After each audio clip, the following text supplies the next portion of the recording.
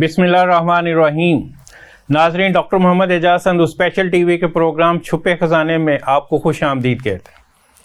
नाज़रीन, आज का जो प्रोग्राम है हमारा वो फूड सिक्योरिटी के ऊपर स्पेसिफिकली है, जिसमें हम एग्रीकल्चर सेक्टर को भी देखेंगे, लाइफ स्टॉक सेक्टर को भी देखेंगे। पाकिस्तान पिछले तकरीबन 7-8 साल से नेट इम्पोर्टर बना हुआ है। हमारी इकोनॉमी हालांकि मेजर एग्रीकल्चर सेक्टर पे डिपेंडेंट है, लेकिन अनफॉर्चुनेट है कि हमारी पॉपुलेशन बढ़ती जा रही है और एग्रीकल्चर लैंड कम होती जा रही है, क्योंकि हम हाउसिंग सोसाइटीज़ बनाते जा रहे हैं एग्रीकल्चर लैंड के ऊपर। उसके साथ साथ यील्ड पर एकड़ जो है हमारी वो भी बहुत कम है कि हमारे हमसाया ममालिक को अगर हम ले लेते हैं तो उनकी अगर 70 है तो हमारी 30 के करीब है। हम देखें कि लास्ट 40 इयर्स का भी अगर हम एनालिसिस करते हैं तो हमारी यील्ड पर एकड़ हम नहीं बढ़ा सके, जबकि दुनिया ने इसमें काम करके बहुत आगे चले गए। ये अनफॉर्चुनेट है कि एक तरफ तो पॉपुलेशन बढ़ रही है, लैंड कम हो रही है एग्रीकल्चर की, और दूसरी तरफ हमारी प्रोडक्शन सिस्टम भी ठीक नहीं है। तो अगर यही हालात रहे तो फ्यूचर में पाकिस्तान को काफ़ी प्रॉब्लम आएगी फूड की। तो मैं प्रोग्राम का बाकायदा आगाज़ करता हूँ और मैं खुश आमदीद कहता हूँ अपने मेहमान को, डॉक्टर सैयद इफ्तिखार अली शाह साहब। आपका बहुत बहुत शुक्रिया आने का, टाइम निकालने का। डॉक्टर साहब, आप पिछले काफ़ी अरसे से इस पे काम कर रहे हैं और हमने मिलके कुछ प्रोग्राम्स भी लॉन्च किए थे। जी सर। आप इस चीज़ को किस तरह देख रहे हैं? औज़ुबिल्लाहि मिनश्शैतानिर्रजीम, बिस्मिल्लाहिर्रहमानिर्रहीम। सबसे पहले तो डॉक्टर साहब मैं आपका शुक्रगुजार हूँ कि आपने मुझे इस काबिल समझा कि आपके साथ यहाँ पे इस फोरम पे हम अपने पाकिस्तान के लिए कुछ बात कर सकें। और दूसरा, इस छुपे खजाने एडमिनिस्ट्रेशन की रिकॉर्डिंग टीम को भी मैं उनका शुक्रगुजार हूँ कि जिन्होंने ये सारे इंतज़ाम किए। Food security is a global challenge. ये दुनिया में इस वक्त सबसे जो है बहुत बड़ा इशू है और इसके ऊपर हमारी कमिंग जनरेशन स्टेक पे लगी हुई हैं। जहाँ तक पाकिस्तान की बात है तो 119 कंट्रीज़ में पाकिस्तान का नंबर 77 है फूड सिक्योरिटी। बिल्कुल। उसमें सबसे बड़ी प्रॉब्लम जो है वो ये है कि हमारा आज भी जी फ्रूट को ले लें तो 60% फ्रूट जो है वो ज़ाया हो रहा है। बिल्कुल सही कहा आपने। आपके साथ हमने जो प्रोजेक्ट लॉन्च किया था गिलगित बिल्तिस्तान में जी हाईलैंड्स पे जी, तो उसमें जब हम वहाँ पे रिसर्च सेंटर्स में और एग्री ऑफिशियल्स को जब मिले थे तो वो बेचारे हाथ जोड़ रहे थे, परेशान थे कि हमारा ये जो सरमाया है फ्रूट का, इसको कैसे बचाया जाए। जी। उसकी सबसे बड़ी वजह सिर्फ गिलगित बिल्तिस्तान नहीं है, पूरे पाकिस्तान का सिनेरियो ऐसा है कि हमने अपने फार्मर को स्किल्स नहीं दी उसको। बिल्कुल ठीक। और स्किल्स जो हैं वो, क्योंकि पाकिस्तान जो है ना एक जोग्राफिकली बड़ा ही खूबसूरत मुल्क है, राइट फ्रॉम द हाईलैंड्स, शमाली इलाका जात से लेके आप चलें, बर्फ़ से ढकी हुई वादियाँ हैं, नीचे आ जाएं मरी है, स्वात है, मुजफ्फराबाद है, फ्रूट से लदा पड़ा है, और नीचे आ जाएं तो मैदानी इलाके पंजाब के शुरू हो जाते हैं। पोठोहार है जो कि हमारा जैतून वैली और मतलब आपके चेरीज़ में और बहुत आगे है, और हमारी गंदम में, ये सारी की सारी बरानी इलाका है। और नीचे आ जाएं पंजाब शुरू हो जाता है, गुजरांवाला है, लाहौर है, मुल्तान है, और ये हर स्पेसिफिक एरिया जो है वो एक अपना पोटेंशियल जोन रखता है और पोटेंशियल क्रॉप्स में मशहूर है। बिल्कुल, सरगोदा जैसे सिट्रस में है और वर्ल्ड वाइड हम इसको एक्सपोर्ट कर रहे हैं। जी। अब नीचे चले जाएं राजस्थान में, आगे कराची चले जाएं, सिंध चले जाएं, खैबर पख्तूनख्वा चले जाएं, तो हर एरिया का एक अपना स्पेसिफिक पोटेंशियल है, स्पेसिफिक फ्रूट्स में, स्पेसिफिक स्पाइसेस में, स्पेसिफिक हर्ब्स में, और जिनका एरोमा हम compete कर सकते हैं दुनिया भर में, और जिनकी इवन खजूर भी हम बेस्ट प्रोड्यूस कर सकते हैं मल्टीपल टाइप्स। बिल्कुल, सिंध में जो है ये बड़ी पड़ी है जी।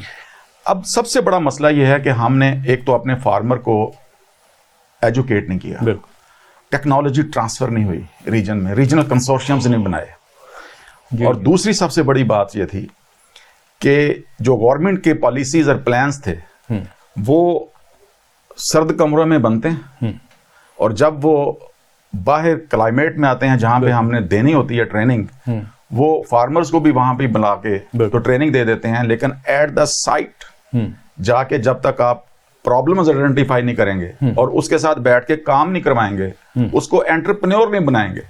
देखें, कोई फार्मर का बच्चा इस वक्त रेडी नहीं है फार्मर बनने पे, क्योंकि उनकी इकोनॉमिक ग्रोथ इतनी नहीं है कि वो अपने आगे बच्चों को लेके चल सकें या वो मुस्तकबिल के साथ चल सकें। सबसे बड़ी हमारी ये सब नाअहली और नाकामी इस वक्त यही है।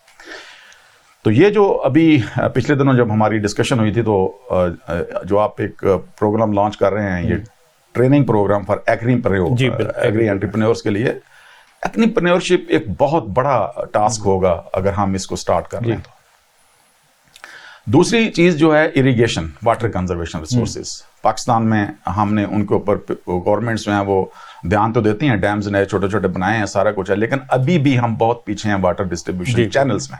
बिल्कुल, हमारे हमसाया मुल्क ने 5000 से ज्यादा डैम बनाए हैं। बिल्कुल है जी, लेकिन हम अभी तक 100 से भी ऊपर नहीं जा सके और बिल्कुल नहीं कर सके। और जो आगे डिस्ट्रीब्यूशन चैनल्स हैं वो हमारे उस हिसाब से नहीं है। जहाँ पे अब सोसाइटीज बन गई हैं वहां तक चैनल्स जा रहे हैं, और जहां हमने लैंड जो है ना वो एग्रीकल्चर की रखी हुई हैं वहां पे है ही नहीं। उसका भी ये है कि इसमें टेक्नोलॉजी इन कर सकते हैं, हम पाइवट सिस्टम ला सकते हैं, ड्रिप इरिगेशन इंट्रोड्यूस कर सकते हैं, मतलब हम इसको स्प्रे चैनल से लेके जा सकते हैं, फवारों से। तीसरा, क्लाइमेट चेंज जो है वो सबसे बड़ा प्रॉब्लम है। क्लाइमेट ड्रास्टिकली चेंज हो रहा है और हम पिछले 5-4 साल से देख रहे हैं कि जो एक्चुअल आइडियल क्लाइमेट होते थे वो इस वजह से है कि हमारी क्लाइमेट पॉल्यूटेड हो गई है। जैसे अक्टूबर पहले गर्म होता था, इस दफा ठंडा है। अभी आज हम ये प्रोग्राम कर रहे हैं तो हमने एसी चलाया हुआ है, हालांकि ऐसे नहीं होता था। तो उससे क्या हुआ है कि उससे भी इफेक्ट आया है क्रॉप यील्ड के ऊपर। अभी सिट्रस है, सिट्रस बहुत अच्छा आ जाता था इन दिनों में, लेकिन अभी सिट्रस का मैं पिछले दिनों गया हुआ था सरगोदा, तो देखा मैंने अभी सिट्रस जो है ना वो अपनी असल, जिस तरह कहते हैं कि अपने लश जैसे उस पर आता है, वो अभी तक नहीं आया। तो इससे हमारी डिवैल्यूएशन होती है, हम नीचे आ जाते हैं। एक्सपोर्ट के जो ऑर्डर्स होते हैं और जो हमें लेवल चाहिए वो डिले हो जाता है। तीसरी सबसे बड़ी चीज जो है वो ये है कि हमारी सप्लाई चेन जो है वो access of the farmer toward the global market, even in the national markets to the international markets, ये कोई सप्लाई चेन और कोई लॉजिस्टिक्स जो है, मार्केट लिंकेजेस बेसिकली ना ही उस बेचारे को पता है। और इवन जो लोग जिसको हम आड़ती बोलते हैं या जो मंडियों में जा रहे हैं, वो भी अगर ट्रांसपोर्ट कर रहे हैं तो वो सारे के सारे क्वेकरी है। बिल्कुल, उसमें कोई लेजिटिमेशन नहीं है, कोई एसओपीज नहीं है कि हमने इसको किस टेम्परेचर पे। यस, उसकी वजह से हमारा ड्यूरिंग प्रोडक्शन तो हमारी क्रॉप कम आई। तीसरा, ऑन साइट प्रोसेसिंग यूनिट्स नहीं हमने बना के दिए, भी साफ कर लें, वैल्यूडेशन कर लें, थोड़ी पैक कर लें, सुथराई कर लें, इसकी ग्रेडिंग कर लें, सॉर्टिंग कर लें, ताकि मार्केट की रिक्वायरमेंट के मुताबिक हम ग्रेडिंग के हिसाब से इसको ट्रांसपोर्ट कर लें। जब ट्रांसपोर्टर लेके जाता है तो 30% रिजेक्शन होती है मंडी में जब उतरती है, वहां पे फिर डिफरेंट डेयरियां बन रही होती हैं और वहां नीलामी होती है, बोली होती है, ना कि उसके क्वालिटी के हिसाब से उसको परचेज किया जाता है। तो ये हमारे कस्टमर को at the by the end of the day वो चीज जो है वो जो हम चाहते हैं कि जब वो फार्म से डाइनिंग टेबल पे विद इन 24 आवर्स पहुंच जाए, लेकिन वो जा रही है 80 आवर्स, 72 आवर्स, मतलब वो उससे उसका शेल्फ लाइफ का इशू आ जाता है। ये चीज जो है ये हमारे लिए ये एक जो बैकग्राउंड है ये इसको देखना है। और इसके अलावा जो मैं समझता हूं कि इसमें जो हम बहुत पीछे हैं वो सीड क्वालिटी पे। हमें बहुत जल्दी ही इस चीज को देखना होगा, क्योंकि दुनिया सारी जो है वो सीड बैंक्स को लेके चल पड़ी है डेवलप करने के लिए, लेकिन हमारे पास वसाइल भी हैं और हमारे पास तो लोकल इतना बड़ा। जो इंटरेस्टिंग बात है कि एशिया में पहला सीड बैंक पाकिस्तान के पास है, पहला सीड लेकिन इसके बावजूद हम जो है ना नहीं कर सक रहे। हमने उसमें जीएमओस जो हैं वो हम दूसरों से बनवा रहे हैं। बिल्कुल, हमें जीएमओ वो लेना है जो हमारी क्लाइमेट को सूट करता है, हमारी सॉइल को सूट करता है। सॉइल प्रिपरेशन, सॉइल को हेल्दी कैसे करना है। लोग सिर्फ कहते हैं कि पौधा जो मिट्टी में उगता है, नहीं, मट्टी नहीं है, मट्टी में तो सिर्फ 20% मट्टी होनी चाहिए, बाकी कोई कंपोस्ट है, उसके लीव्स हैं, दूसरा मीडिया उसको देना चाहिए, ताकि पौधा जो है वो लश करके और छोटी उम्र में अच्छा फ्रूट दे सकता है। और जेनेटिक्स में जब हम ये चीज़ें पढ़ते हैं बायो टेक्नोलॉजी में और बायो केमिस्ट्री में, तो ये सारी चीज़ें R&D की हैं। ये Pakistan council of scientific and industrial research PCSIR जो है इस पे कर रही है, NIC कर रही है, एरिड यूनिवर्सिटी वाले, मोर देन 100 रिसर्च इंस्टीट्यूट बने हुए हैं, लेकिन फिर भी रिजल्ट नहीं है। लेकिन रिजल्ट क्यों नहीं है? रिजल्ट इसलिए है नहीं है कि हमने ना तो कारपोरेट को एकेडमिया से जोड़ा है, बिल्कुल, आपने ये असल बात की है। और ना हमने इस एकेडेमिया से निकलने वाले अपने टैलेंट को मार्केट में बेचा है। बिल्कुल, वो दरमियान में फंसे पड़े हैं हम तीनों। और ये जो ट्रायंगल थी कि हमारी एक businessman, corporate, academia and market, इस ट्रायंगल पे काम करने की ज़रूरत है। ये जो आपने बात की है ना, बड़ी इंटरेस्टिंग है। मैं जब पाकिस्तान आया था और लाहौर में मैंने एक प्रोजेक्ट लॉन्च किया था आईटी की ट्रेनिंग का और आईटी की सर्विसेज का, तो मैंने एडवर्टाइज आके किया एचआर हायर करने के लिए।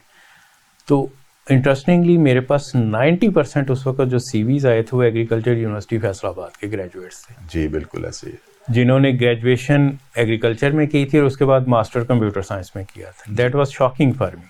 अभी रिसेंटली मैं एक प्राइवेट यूनिवर्सिटी में एज ए गेस्ट स्पीकर मुझे बुलाया, तो मैंने बच्चों से ये पूछा कि कौन कौन से बच्चे जो हैं ये बीएस कर बैठे हैं आपके हॉर्टिकल्चर में।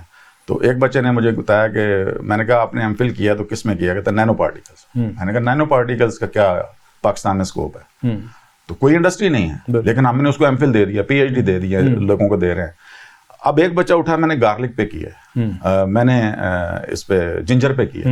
मैंने कहा अच्छा ginger is good because spice है, हर्ब है, मेडिसिनल वैल्यू है, और आप देखें 1200-1300 रुपए किलो बिक रहा है इस वक्त। अब मैंने उनसे पूछा कि वजह क्या है इसकी? यकदम कीमत जो है, जी मैं साल पहले 400 रुपया था और ये सारे का सारा इंपोर्ट हो रहा है जी। और दूसरा अगली बीमारी भी मैं आपको बताता हूँ। इस पे रिसर्च बच्चे को करा दी, तो मैंने कहा बेटे आपको पता है कि इस वक्त पोटेंशियल जोन कौन सा है इसका अदरक का? तो कहता नहीं। अब मुझे बताएं, एमफिल कर गया, लेकिन उसको ये नहीं पता कि पोटेंशियल जोन किधर है। फिर मैंने उसको बताया, मैंने कहा पोठवार पे जाओ, वहां पे चौबा सईदन शाह के करीब जाएं, बहुत बड़ा फार्म एक बंदे ने बनाया हुआ है, और वहीं पे ही गवर्नमेंट ने, ये पिछली गवर्नमेंट की मेरे कहा सानिया निश्तर थी शायद, उन्होंने उसका इफ्तिताह किया था। और वो बच्चा एंटरप्रेन्योर है और उसने बड़ा अच्छा क्वालिटी का बीज जो है उसको ग्रो किया 1.5 साल मेहनत करके, और अब लोग ट्राई कर रहे हैं इसको। अच्छा ये थाईलैंड में गया था, थाईलैंड मैंने देखा था, और इसमें और उन्होंने तो ग्रो बैग्स में बनाए हुए हैं। इवन जो उनके फास्ट फूड रेस्टोरेंट्स में मुझे बड़ा अच्छा लगा कि उन्होंने छोटे छोटे मशरूम सेंटर्स और ये गार्लिक, पुदीना, धनिया, उन्होंने ग्रो बैग्स में, पोटैटो इवन वो उनके छोटा सा पीछे अपनी रूफ इस्तेमाल कर लेते हैं, या पीछे कोई यार्ड है तो उसमें रखा हुआ है, और पीछे उन्होंने मुर्गियां रखी हुई हैं। मतलब जितनी उसके पास स्पेस है, उसने अपने आप को कोशिश की है कि मैं सोर्स भी खुद करूं। तो ये एक्टिविटी जो है ये हमारी यहाँ पाकिस्तान में नहीं हो रही। हमारी जितनी यंग जनरेशन है ये सारी फास्ट फूड पे चली गई है। और मैं आपको ये बता देता हूँ कि फास्ट फूड वाले मेरे से नाराज ना हों, लेकिन फास्ट फूड पे जो कुछ क्वालिटी पेश की जा रही है चीज़ों की, वो यंग जनरेशन के अंदर फ्री रेडिकल्स बढ़ा रही है। बिल्कुल। और कोरोना में सबसे बड़ा जो इश्यू हुआ था, जो कोरोना जिन लोगों को हुआ था वो वही थे जो फास्ट फूड खाते। इम्यूनिटी कम हो रही है बच्चों की, चिड़चिड़े हो रहे हैं, वो काटने को दौड़ते हैं आपको, क्योंकि पीएच ब्लड की जो है वो एसिडिक हो गई हुई। उनको हम ठंडा करने का सिर्फ एक ही मकसद है कि हम क्वालिटी ऑफ फूड जो इनको जो सोर्स किया जा रहा है, ऑर्गेनिक फूड दें बेसिकली, उनको दें। हम इनसे पिज़्ज़ा नहीं छीन सकते, हम इनसे ये शवारमे नहीं छीनेंगे, लेकिन हम ये चाह रहे हैं कि हम उसको मॉड्यूलेट कर दें। जो डो है, मैदा है, मैदा तो किसी तौर भी ग्लाइसेमिक इंडेक्स जो है बॉडी का इंक्रीज कर देता है, और मतलब शुगर प्रॉब्लम्स और ये मोटापा सारा कुछ इस वजह से जा रहा है। अगर हम वो डो जो है वो फर्मेंटेड फ्लोर की बना लें और उसके ऊपर हम पनीर और सारा कुछ चीज़ें जो हैं वो हमारी एक टनल फार्मिंग ले लें जिसपे ऑर्गेनिकली हमने ग्रो किया हो, तो ये सारे फास्ट फूड हाउसेज जो हैं ये ग्रो कर सकते हैं। इनके पास इतना सरमाया है, कम्युनिटी बेहतर हो जाएगी और उनकी कम्युनिटी की हेल्थ बेहतर हो जाएगी। वो खुद और उनको एग्जीबिशन दिखाएं कि ये चीजें देखें जी, हम सेल्फ ग्रो कर रहे हैं और आपके लिए ला रहे हैं। इवन मैं आपको बता दूं, जितने फ्रेंच फ्राइज हैं शहर में बिक रहे हैं, इन फ्रेंच फ्राइज प्रोड्यूसर्स को पता ही नहीं है कि ये कौन सा आलू हम इस्तेमाल कर रहे हैं और ये कहाँ से आया है, और इसको जब हमने काटना है, धोना है, तो इसके ऊपर हमने मैरिनेशन किस किस चीज की करनी है और कितने % करनी है। वो सारी मैरिनेशन एसिडिक है। आप उनका बाद में यूरिन चेक कर लें, उनका ब्लड टेस्ट कर लें, पैरामीटर। इसलिए फूड सिक्योरिटी में हमारे लिए जो डायलेमा है वो ये है कि फार्मर को तो हम ट्रेन कर ही लेंगे, फार्मर को ट्रेन करके अगर आप क्रॉप बेहतर कर लेते हैं, सीड प्रोडक्शन कर लेते हैं, सीड बैंक्स बना लेते हैं, सारा कुछ ले आते हैं, कम्युनिटी में ले आते हैं, लेकिन फिर आके हमें कम्युनिटी को भी पढ़ाने की जरूरत है। मैंने तो यूनिवर्सिटी में कहा था एक दिन लेक्चर में, मैंने कहा था कि जैसे एनसीसी होती थी हमारे नेशनल कैडेट क्रॉप्स की ट्रेनिंग 20 नंबर की, इस तरह मेल न्यूट्रिशन की 20 नंबर की एक रख दें फाइनल डिग्री में, जब वो हर साल उनका मेडिकल हो बच्चों का, और अगर उनके अंडरवेट हैं, मतलब नहीं करके आते, सारा खाना सही नहीं खा रहे, तो जब वो लास्ट डिग्री देने लगे आप, तो उनमें कोई पॉइंट्स रखें ऐसे कि जब तक वो अपना पूरी हेल्थ उसकी अच्छी नहीं होगी उसको वो 20 नंबर ना दें। बिल्कुल। डिग्री आपने एक और बात की थी जिंजर के पॉइंट ऑफ व्यू से कि वो रिसर्च और उस स्टूडेंट्स को ये नहीं पता था कि कहाँ ये हो सकती। सर मैं जब लाहौर आया था 20 इयर्स बैक, तो मिनिस्ट्री ऑफ एजुकेशन के PhD स्कॉलरशिप के इंटरव्यू में कर रहा था, और उसमें जो टॉपर था उस टेस्ट में, उसका जब मैंने इंटरव्यू स्टार्ट किया, मैंने कहा क्या किया हुआ IMS, मैंने कहा कहाँ किया हुआ, मैं यूनिवर्सिटी का नाम नहीं अब लेना चाहता, तो मैंने कहा थीसिस क्या था, कहता ये ऑप्टिमाइजेशन ऑफ एनर्जी। मैंने कहा किस सेक्टर की थी, इंडस्ट्री की। मैंने कहा कौन सी इंडस्ट्री, कोहिनूर। मैंने कहा कहाँ पे है कोहिनूर, कहता पता नहीं। Oh my God. इसी तरह डॉक्टर साहब हमारा गार्लिक के साथ तमाशा हुआ है, ये जो हमने जीवन को मतलब पकड़ के बैठ गए हैं, आप उसका पेस्ट बना लें, उसको पकड़ लें, उसमें से ना तो मुझे इलिसिन की खुशबू आती है, ना उसमें एसेंशियल ऑयल्स हैं, ना उसका नेचुरल पाकिस्तानी अरोमा है उसमें, जो हमारा सब कॉन्टिनेंट का एक म्यार है और हमारी शान है वो उसमें।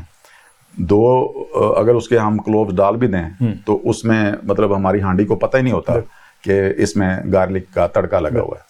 तो हमें चीज़ें ये देखनी होंगी कि जो हमारा नेचुरल अरोमा है, नेचुरल टेस्ट है, नेचुरल ज़मीन हमारी में जो चीज़ होगी हुई हमने उसको रिस्टोर करना है, और आपके इस प्रोडक्ट को पूरी दुनिया में कोई चैलेंज नहीं है। बिल्कुल। और हम क्यों घबरा रहे हैं, हम क्यों पीछे हैं कि हमें खुद से यकीन नहीं है कि हम इस काबिल हैं, हमारी जो प्रोडक्शन है इस काबिल है।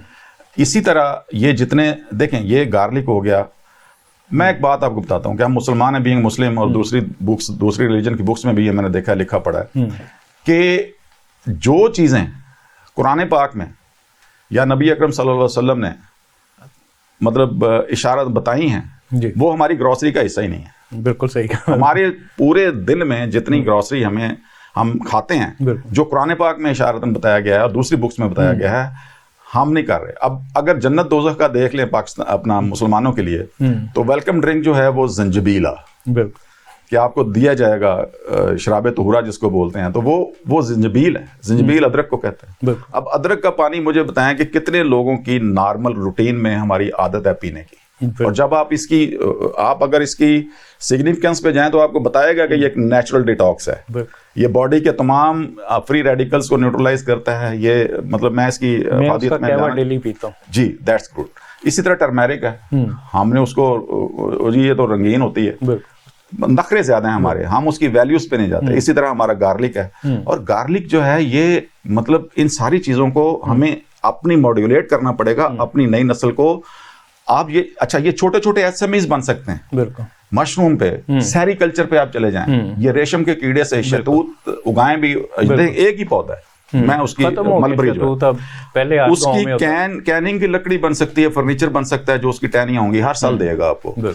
उसका शहतूत का फ्रूट जो है वो आपको देख सकते हैं कि वो सारे का सारा जो है आपको लंग्स की जो है ना वो क्लियरेंस दे देता है। बचपन में हम खाया करते थे। उसके पत्ते जो हैं, उसके पत्ते सिल्क वर्म की खुराक हैं, जिससे वो खा के तो वो आपका रेशम बनाता है, सिल्क बनाता है। अब ये होम इंडस्ट्री है। चांगा मांगा में ये पाकिस्तान फॉरेस्ट्री एसोसिएशन जो डिपार्टमेंट है, मैंने उनके तावन से इनके साथ विजिट किया था। फारूक भट्टी साहब assistant director, is a very nice and talented person, और वो उन्होंने छांगा मांगा में और मतलब ये सारा तकरीबन 1 लाख पौधे जो लगाए, फिर फ्री कलमें भी इधर डिस्ट्रीब्यूट की। और इस वक्त मेरा ख्याल है कि 100-150 के करीब पंजाब में एंटरप्रेन्योर्स लेडीज जो हैं वो सिल्क सेरीकल्चर पे काम कर रही हैं, और मतलब उनका अगर 30,000 खर्चा होता है पर मंथ, तो वो अर्न कर रही हैं 70-75,000 रुपये। इसी तरह मशरूम का यूनिट भी छोटा सा है, तो आप देखें मशरूम की क्या प्राइस है।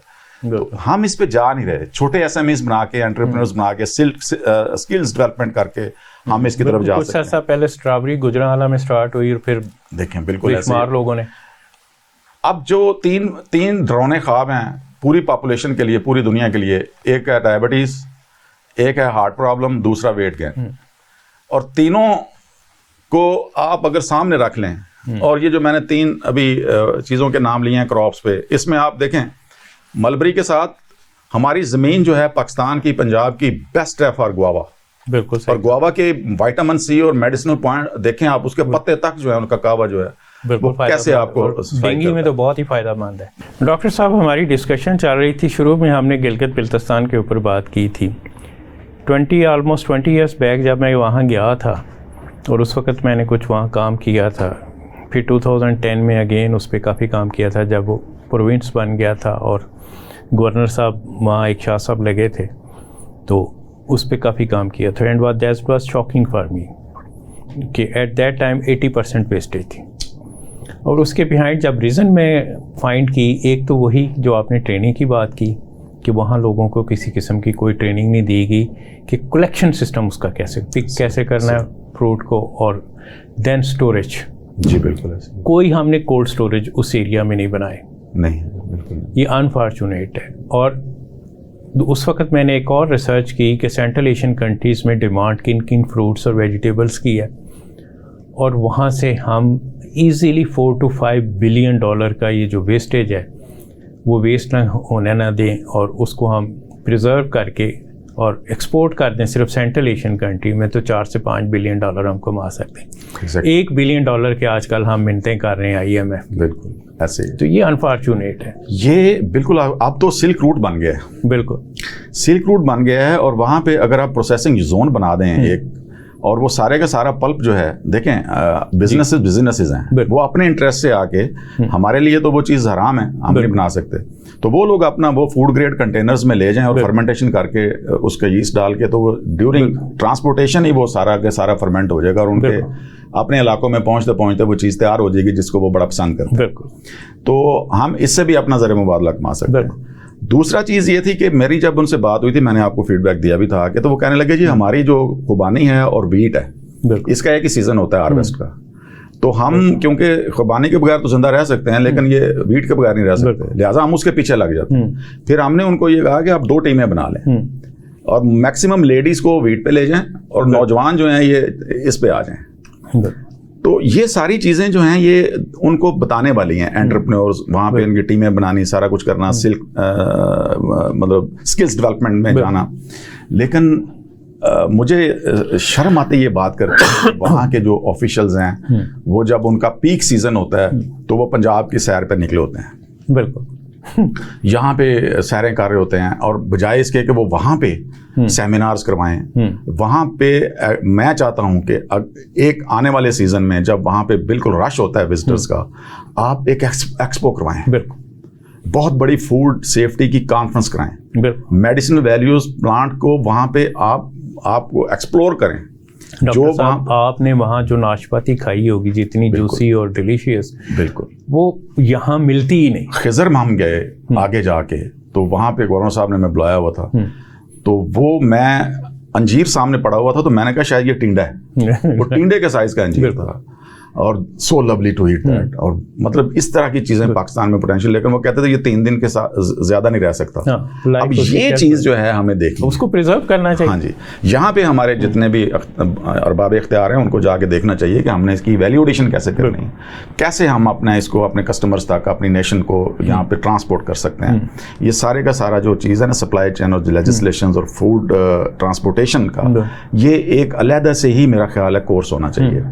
तो जो आपने इस वक्त बीड़ा उठाया है, जिस पोटेंशियल पे आप काम कर रहे हैं, जो हमारी कोविड में मीटिंग हुई थी, पॉलिसी मीटिंग, और उसकी कंटिन्यूशन में भी जो आप कर रहे हैं, तो ये जो ट्रेनिंग प्रोग्राम्स हैं ये इन्हीं पैरामीटर्स पे बनाए जाए और इनको अनाउंस किया जाए, और एक इकोनॉमिकल रेट्स पे हम जो है ना ये ऑफर कर सकते हैं, और हम ऑन साइट जाके फार्मर्स को भी ट्रेनिंग दे सकते हैं। हमारे स्क्वाड्स होंगे, हम उसमें एकेडमिया को इन्वॉल्व करेंगे और हम उनको टनल्स बना के दें छोटे छोटे, हम उनको, और घरों में मेरी तो रिक्वेस्ट है कि ये होम गार्डनिंग पे सारी जो कम्युनिटी है उसको शिफ्ट हो जाना चाहिए। बिल्कुल, अगर आपका किचन गार्डनिंग जो है ना जी, अगर सालाना आपका 2 लाख रुपया खर्च होता है ना सब्जियों पे, और ये सारे जो मैंने अभी अदरक पुदीना, ये वो 2 लाख रुपया एक आम बंदे का जो बजट है साल का, लेकिन अगर आप एक दफ़ा 30-35,000 लगा लेंगे तो ये कम से कम 50,000 तक नीचे आ जाएगा। बिल्कुल। डॉक्टर साहब, एक और जो इंटरेस्टिंग बात है, बचपन में हमारे घरों में मुर्गियाँ पाली जाती थी। जी बिल्कुल ऐसे। अंडा हम देसी अंडा यूज़ करते घर का इस्तेमाल बिल्कुल करते ऐसे, मार्केट से नहीं खरीदते। जी बिल्कुल। इसी तरह ज़्यादातर घरों में बकरियाँ, फिर भैंसें भी कुछ घरों में, तो वो आस्ता आस्ता वो चीज़ ख़त्म हो गई। जी, ये मैं आपको बता दूं, हमारे साथ एक हाथ हुआ है। 30 ईयर्स अगो हम एक ही सहन में देखते थे कि गांव में हम जब रहते थे, या हम ये अपने पेरिफेरीज में भी चले जाते, लाहौर से 20-30 किलोमीटर के एरियाज के बाहर जो थे, तो हमारे अपने घर थे वहाँ पे, और एक ही सहन में हमारा लाइफ स्टॉक भी वहीं होता था। बिल्कुल, बकरियां, ये सारी मुर्गियां, ब्राउन चिक्स जो है, और हमारे जो खाने पकाने का एक, जिसको पंजाबी में चौंतरा बोलते हैं, वो भी वहीं होता था। किचन भी वहीं था, और फिर हमारा स्टोर हाउस भी वहीं था, और हम मिर्चें भी खुद ड्राई करते थे छत पे। जितनी फसल आती थी उसको पहले हम ड्राई करते थे, फिर हम उसको पैक कर लेते थे बोरियों में। ये सारी प्रैक्टिसेस चलती थी, और साथ ही हमारा फार्म भी था, होता था, बाहर पैलियाँ थी, और जितना हमारा डंग था, जो सारा था, वो सारा के सारा डेली शिफ्ट होता था वहाँ पे पानी। अब वो था, इसको बोलते हैं परमाकल्चर, इंटीग्रेटेड फार्मिंग सर्विसेज। ये हमसे छीन के हमें फास्ट फूड पे जनरेशन को लगा दिया, और बड़े आराम से अब 30 साल के बाद दोबारा उसको परमाकल्चर का नाम देके डॉलर्स में हमें अब उस पे कंसल्टेंसीज मुहैया की जा रही है। वही ना, ब्रायलर पे हमें शिफ्ट करके। हाँ जी, लेकिन अभी भी हमारे पास हमारा विरसा मौजूद है, अभी भी हमारी ट्रेडिशन स्ट्रॉन्ग है। हम अपने देखें, जो भी फार्मर है ना, उसको अनएजुकेटेड ना समझें, वो अंग्रेजी नहीं बोल सकता, या वो इस तरह मतलब टेक्नोलॉजी में पीछे है, लेकिन वो अपना कल्चर जानता है, वो सारी नब्ज़ जानता है अपनी ज़मीन की। आप उसको एक एनसाइक्लोपीडिया समझें, और अपनी यंग जनरेशन साथ लगा लें, ताकि वो उसके साथ अटैच होके कोलैबोरेशन करके टेक्नोलॉजी ट्रांसफर कर ले, उसको वाईफाई पे ले आए, और वो जो सारी उसका इल्म है उसको साथ करके तो एक बहुत बड़ी पावर बन सकते हैं आप अभी भी। तो ये सारी चीज़ें उनके पास अवेलेबल हैं। हम पर्माकल्चर पे खुद सबसे बड़े कंसल्टेंट बन सकते हैं इस जोन में। तीसरी चीज़ है, मैं चाइना में जब मैं गया था, तो वहाँ पे हमने पेरी अर्बन एग्रीकल्चर मॉड्यूल देखा कि बहुत दूर दूर हैं देहात, और उनके पास जो रियल स्टेट में जो जगह अवेलेबल थी ना, उन्होंने जिस पे प्लाटिंग नहीं हुई, अभी जो इन्वेस्टर है या उसका मूड नहीं है घर बनाने का, तो वो खाली नहीं छोड़ते, वो रेंट पे नॉमिनल प्राइसेस पे ले लेते हैं और वहाँ सब्जी ग्रो कर देते हैं, और जो बंदा वहाँ टेक केयर करता है वो वहीं से कमाता है। अब होता क्या है कि वो जो कम्युनिटी है उसको फार्म फ्रेश सप्लाई बूथ बना लेते हैं, और वो वहीं दुकान होती है, या खुद जाके वो तोड़ के ले आता है, शॉपर एक दे देते हैं वो, और या वो खुद ही वो जो फार्म फ्रेश सप्लाई बूथ बना हुआ है वहाँ से वो डेली उनकी कम्युनिटी जो है। इसी तरह हम रियल स्टेट सोसाइटीज को कर सकते हैं डेकोरेट के, यार आपके पास जो पार्क्स बनाए हैं आपने, या जहाँ पे आपने जॉगिंग ट्रैक बनाया है, तो उनकी बाउंड्री पे फ्रूट ट्रीज लगा दें, और बीच में हम उनको प्लॉटिंग कर देते हैं। पेरी अर्बन एग्रीकल्चर के एग्रीकल्चर को हम शहर में ले आए, छोटे छोटे जोन्स बना लें, तो जो लोग जॉगिंग करने जाते हैं या सैर करने जाते हैं वो शॉपर पकड़ें और अपनी ताज़ा सब्जी भी ले आएँ, ताज़ा फूल ले आएँ, ताज़ा फ्रूट ले आएँ। तो ये पेरी अर्बन एग्रीकल्चर और पर्माकल्चर का कॉन्सेप्ट भी हमें इंट्रोड्यूस करना है अपनी कम्युनिटी में, ये बहुत ज़रूरी है। अच्छा डॉक्टर साहब, लाइफ स्टॉक में दूसरा हम देखते हैं कि किसी ज़माने में साहिवाल नंबर 1 था, नीली गाय और बुरी मझ भैंस जिसको कहते हैं, यहाँ से ऑस्ट्रेलिया एक्सपोर्ट हुई, और ऑस्ट्रेलिया ने उस पर रिसर्च की और उन्होंने वहाँ से अपनी एक ब्रीड तैयार की। बिल्कुल। उस ज़माने में जो मुझे थोड़ा बहुत याद है कि यील्ड उसकी पर एनिमल जो थी वो 30 से 40 kg थी। जी बिल्कुल। और रिसेंटली लाइफ स्टॉक डिपार्टमेंट के साथ मेरी काफ़ी डिटेल डिस्कशन हुई, मेरा दोस्त सेक्रेटरी बना था, तो एंड आई वाज शॉक्ड कि हमारी यील्ड इस वक्त 5 से 8 kg है। और 2010 में जब मैंने इस पे रिसर्च की थी लाहौर चैम्बर में होते हुए, तो एट दैट टाइम चाइना परेशान था, और ये चाइना की यील्ड थी 5 से 8, और चाइना पाकिस्तान के ऊपर स्टडी कर रहा था कि ये इतनी अच्छी कैसे ले रहे हैं। वो उस वक्त ऑस्ट्रेलिया पे स्टडी नहीं कर रहा था, वो यहाँ इसलिए स्टडी कर रहा था कि नेबर है, कि अगर यहाँ है तो उनके यहाँ भी हो सकती है। लेकिन अनफॉर्चुनेटली हाँ, हम पीछे होते गए और बाकी दुनिया आगे निकल गई। सबसे बड़ा मसला इसमें लाइफ स्टॉक में हुआ है कि फूडर, अवेलेबिलिटी ऑफ फूडर, और protein enriched fodder. Napier grass है, जैसे हम पोल्ट्री, ब्राउन पोल्ट्री को नेपियर ग्रास पे लेके जा सकते हैं। रोडा ग्रास है, तो हम जैसे अभी एक ट्रेंड पाकिस्तान में बहुत ज़्यादा चला हुआ है to shift the criterias of this deserts, क्योंकि अल्लाह ताला ने ज़मीन तो जितनी पैदा कर दी उतनी करनी है ना, ज़मीन तो नहीं बढ़ानी उसने। अब हमने रियल सोसाइटीज़ बना ली हैं और ज़मीन काबू कर ली, एग्रीकल्चर सारी। तो अब ये लोग जो है ना शिफ्ट हो रहे हैं किस पे, कि जितनी हमारी बैरन लैंड पड़ी हुई है या डेजर्ट्स हैं, they are going to convert them into the oasis. बिल्कुल। अब जो सेंध से अपर सेक्टर जब हम लेते हैं, सेंध रिवर सेंध से, तो मिलियंस ऑफ एकड़ लैंड है जो बैरन पड़ी। जी, हमने उनसे यही कहा था कि आपको इसको आबाद करना है तो लाइफ स्टॉक से करें। बिल्कुल।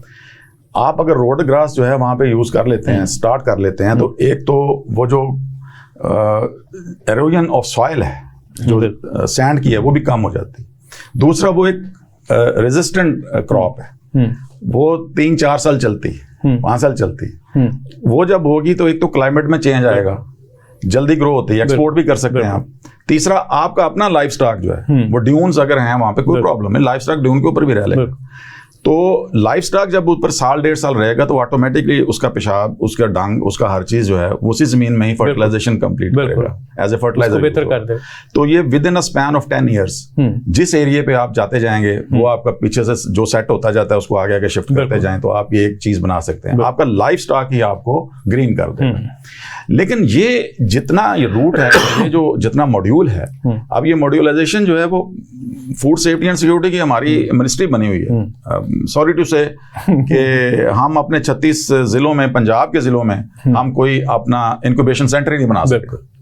कि चलें फर्ज करें हमारा बिहाड़ी जो है और आगे रहीमयार खां में कपास है, कमाद है, इधर मैंगो है।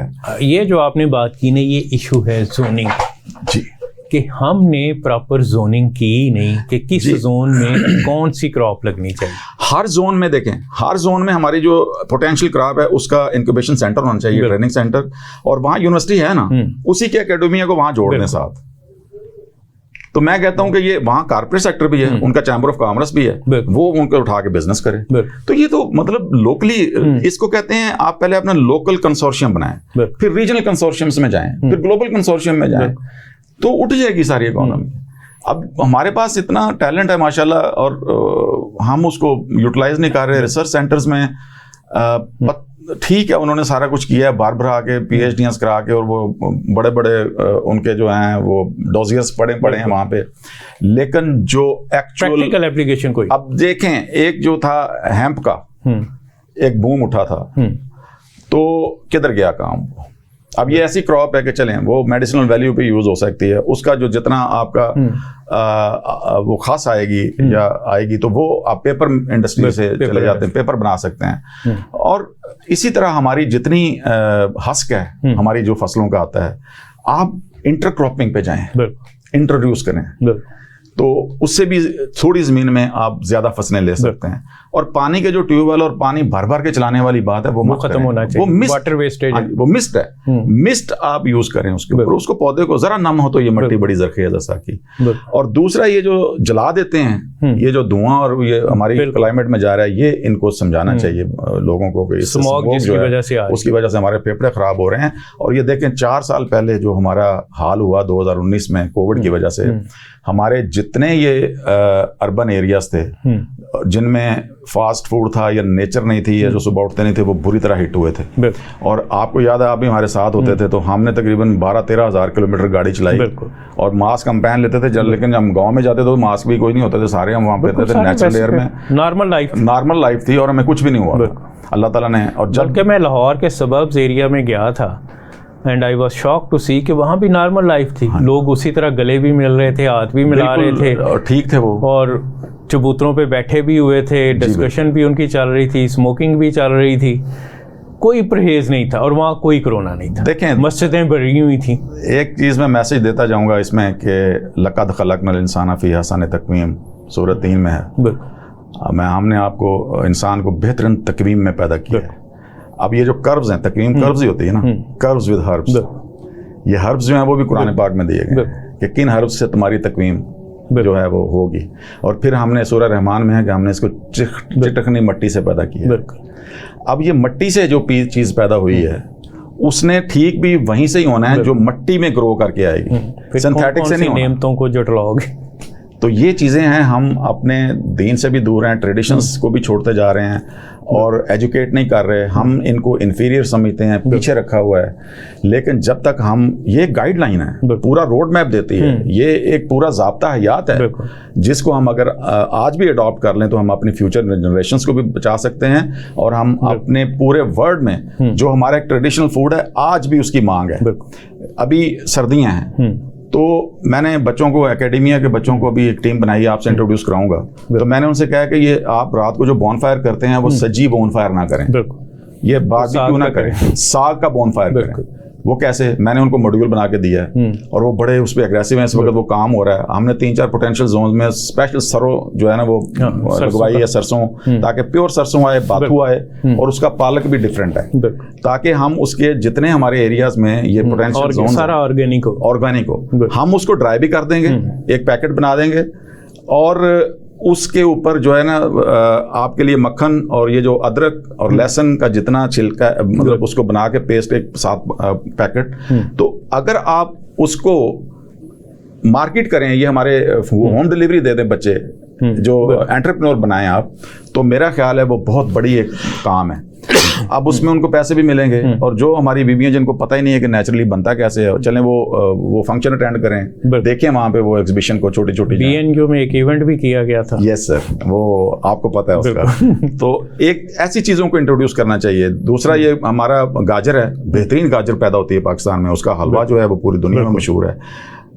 फ्लैक्स सीड जो है ये कितनी बड़ी हर्ब है, ओमेगा 3 से भरपूर है, ये हर चीज है, फाइबर है, रिवर्स कर देता है ये डायबिटीज को।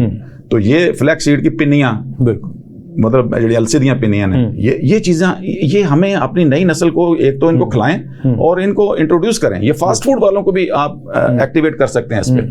और हमारे जितने फूड पॉइंट्स हैं वहाँ पे जब स्वीट डिशेस देती जाती हैं तो हम इनको वहाँ पे इंट्रोड्यूस कर सकते हैं। तो ये कोई ऐसी चीज़ नहीं है, करंट भी है हमारी यंग जनरेशन में, वाइब्रेंट भी हैं, लेकिन हमारी सिर्फ गाइडेंस जो है ना वो वीक है, उनको डायरेक्शन देने की ज़रूरत है।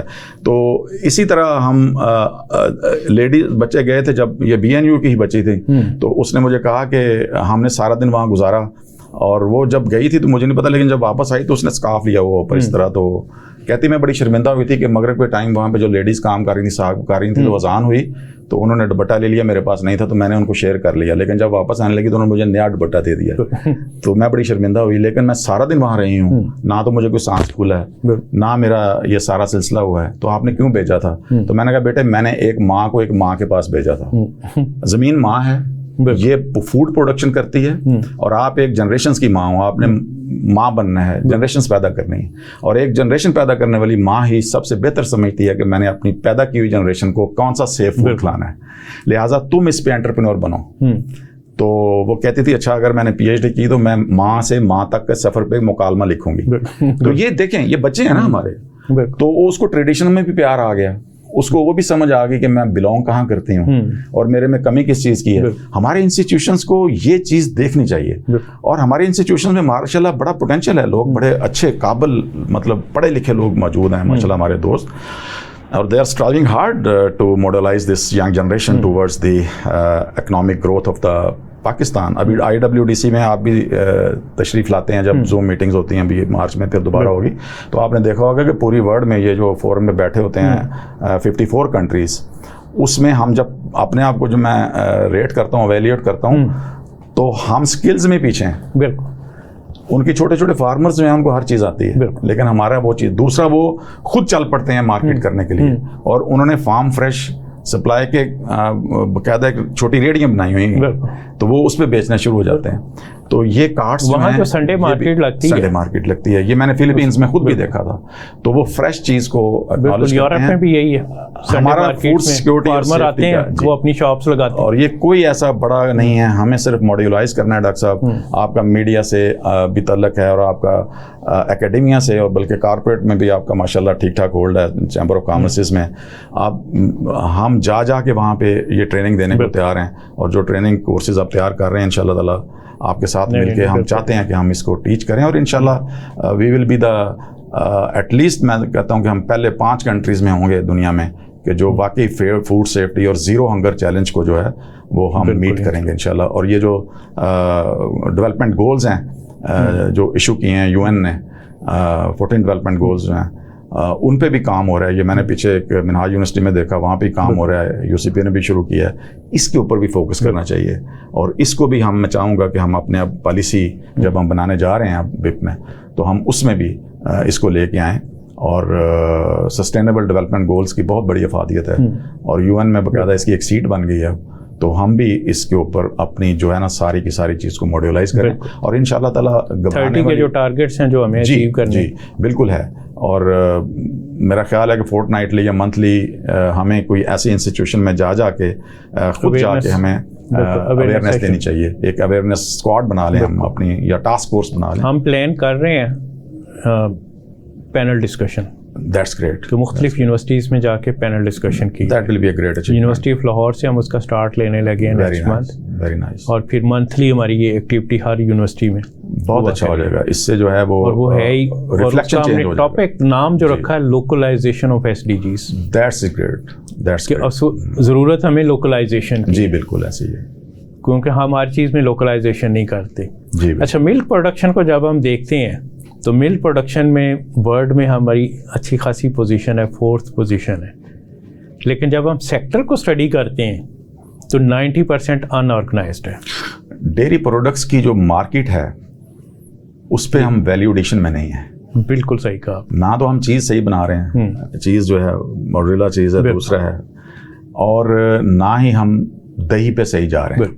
हमारी लस्सी पाकिस्तानी ब्रांड की अभी तक मार्केट में अवेलेबल नहीं है। बिल्कुल सही कहा। और जितने लोग ये हम बाहर जाते हैं तो लबन यूएई में और गल्फ कंट्रीज में है, और ये लस्सी इवन उन्होंने जो चाटी लस्सी है वो चाइना में मैंने देखी।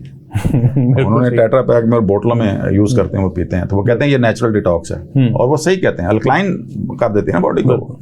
तो ये कब करेंगे हम, ये कब करेंगे? ये सारी चीज़ें, ये हमारे प्रोडक्ट्स ही माशाल्लाह इतने ज़बरदस्त हैं कि हम उनको अगर इंट्रोड्यूस कराने चलें तो ये जो आप ट्रेनिंग प्रोग्राम पैनल डिस्कशन बना रहे हैं, हम हर पैनल डिस्कशन में इंशाल्लाह ताला 3-4 प्रोडक्ट्स भी यंग जनरेशन के लिए सामने रखें। बिल्कुल सही।